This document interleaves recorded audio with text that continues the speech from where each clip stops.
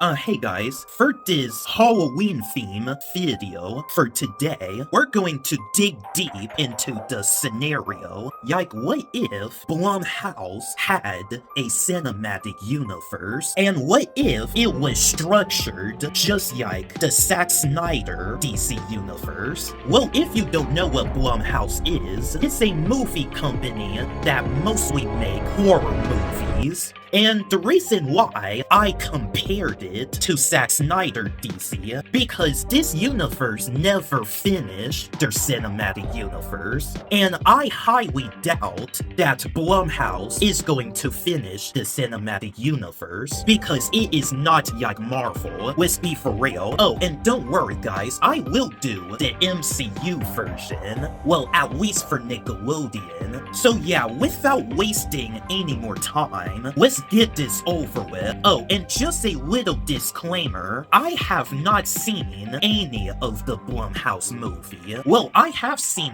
Megan, The Purge, and Happy Death Day, but I have not seen all of them in general, because unfortunately, I am not into scary movies. So if I get anything wrong with the franchise's lore and stuff, just please let me know in the comments down below. Now let's do this. Okay, the first movie of the cinematic universe would be Halloween.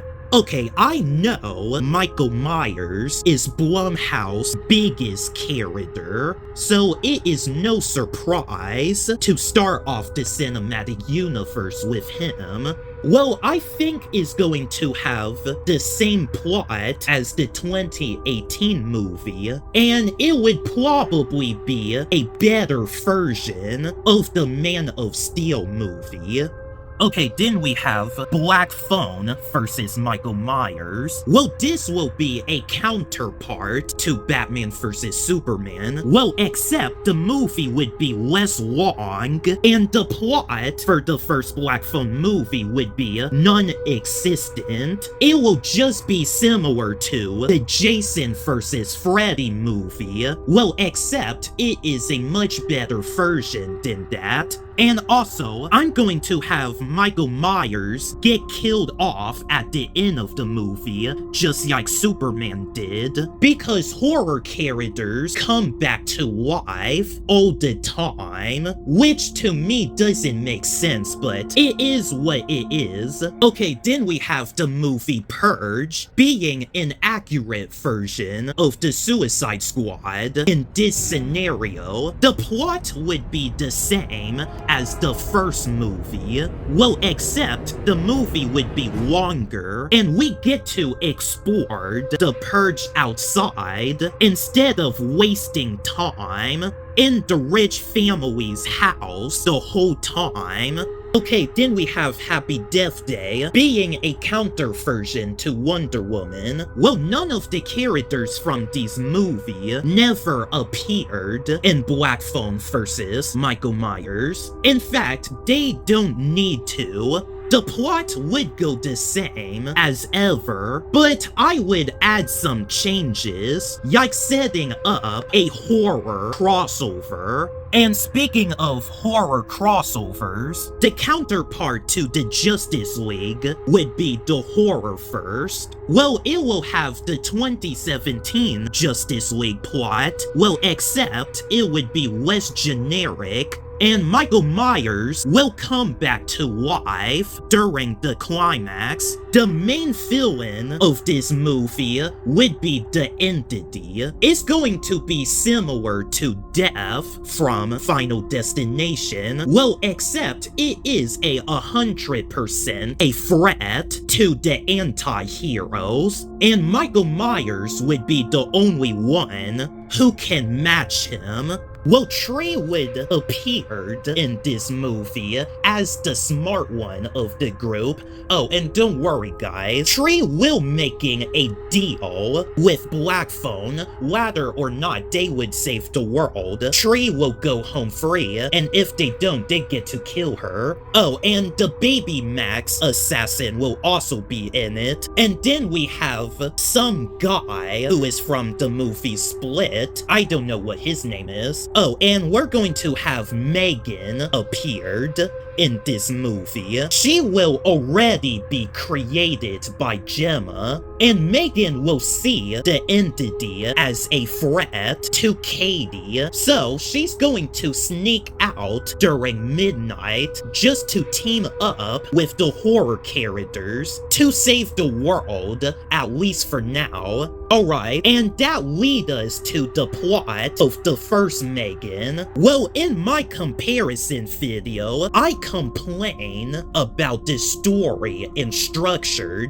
of the Megan movies. So for that, I'm going to add a lot of changes to the story. Well, since it took place right after the horror first, we're just going to throw some references, and the movie would be less short and less generic by giving Megan some real time and recently to turn on her creator and becoming who she is today. Okay, then we have the Five Nights at Freddy's movie being a counterpart to Shazam. Okay, I'm definitely going to add some changes to this movie. The story would be the same, but the horror elements would have a much bigger impact, and the animatronics would have more personality, and that's it. Okay, then we have the movie Total Killer as a counterpart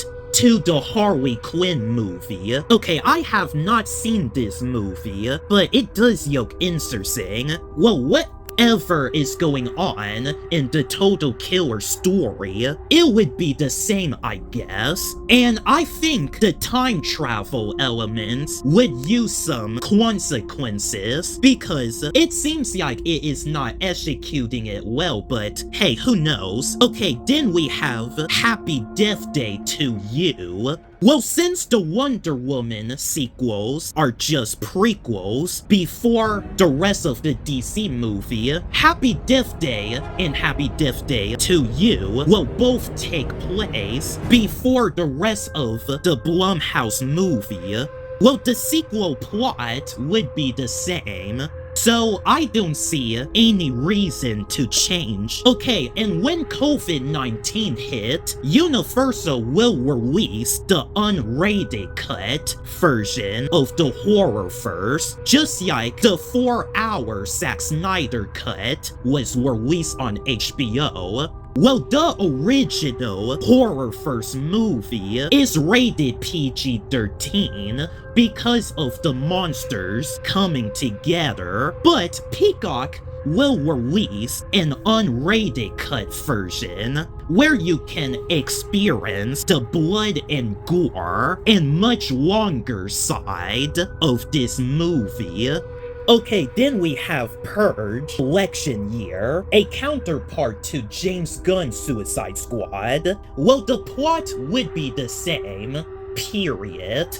Okay, then we have Wolfman, the BlumHouse version of Black Adam. Well, it will have the same story and all, but I'm just going to add some changes into the stuff that I really don't like the Wolfman getting killed off after he just fight another wolf, and that ending makes no sense because I was going to call him the anti-hero at the end of the film.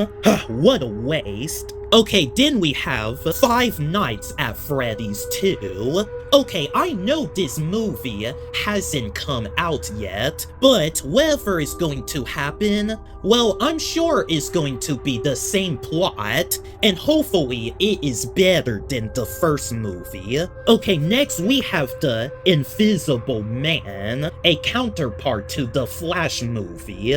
I have not seen this movie either, so I got nothing to say about it, other than keeping the plot the same. Okay, then we have Firestarter, a version of the Blue Beetle movie. Okay, we're just going to keep the story the same. Well, except I'm going to remove some of these parts that I don't like, and that's it. Okay, lastly, we're going to end the cinematic universe with Megan 2.0. Well, me personally, I had a great time with Megan 2.0, so I don't see any reason to change about this movie, well, other than changing the generic story, but that's about it. Well, Aquaman The Lost Kingdom ended pretty good in Zack Snyder DCU part, but now we're ending the BlumHouse cinematic universe with Megan becoming the Terminator. And that was it for today, guys. What if the Zack Snyder DC movies never existed, but instead it was replaced by the BlumHouse cinematic universe? Well, if you don't agree with my scenario, then just let me know in the comments down below how you structured the BlumHouse movies. Like and subscribe if you enjoyed this video. And my name is Isaiah Belfort, and I wish you guys a happy Halloween.